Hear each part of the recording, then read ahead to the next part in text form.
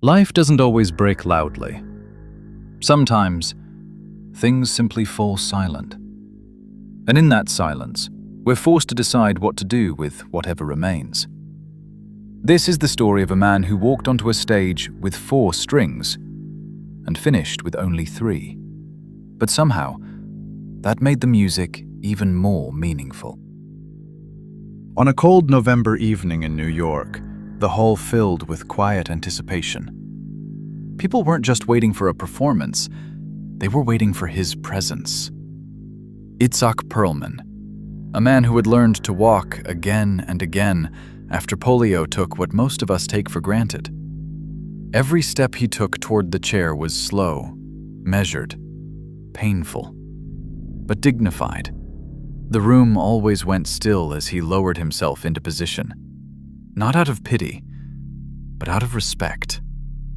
He lifted the violin.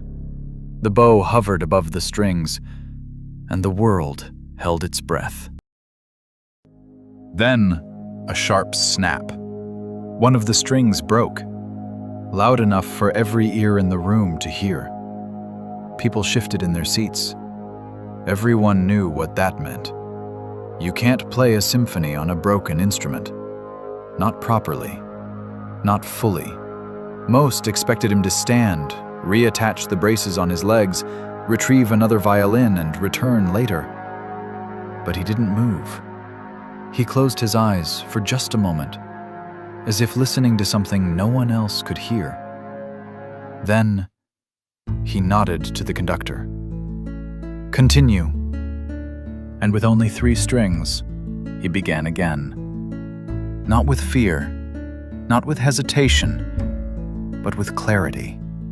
Every note became intentional. Every shift became invention. He created space where sound was missing and filled that space with possibility. He made 3 strings sound like a whole instrument, not because they were enough, but because he was. What should have been broken turned into something rare and deeply human. Not perfection, but mastery. When the final note faded, the hall did not react at first. Silence has its own way of honoring greatness. Then one person stood, then another, and suddenly the entire room rose to their feet. They weren't applauding the performance alone. They were applauding the courage to continue with whatever was left.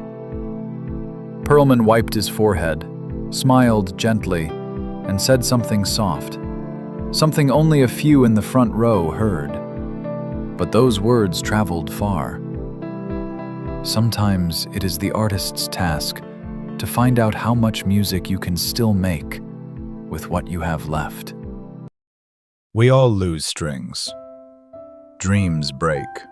Plans fall apart. Pieces go missing. And often we wait for life to hand us a new instrument before we try again. But maybe the truth is simpler. Maybe life asks us to play with what remains. Not perfectly, but honestly. 3 strings. 2 strings. 1. The music still matters as long as you keep playing. If this message found you today, take it as a quiet reminder. What you have right now might be enough to begin again. This is the true step, where stories don't just inspire, they reflect who we can become.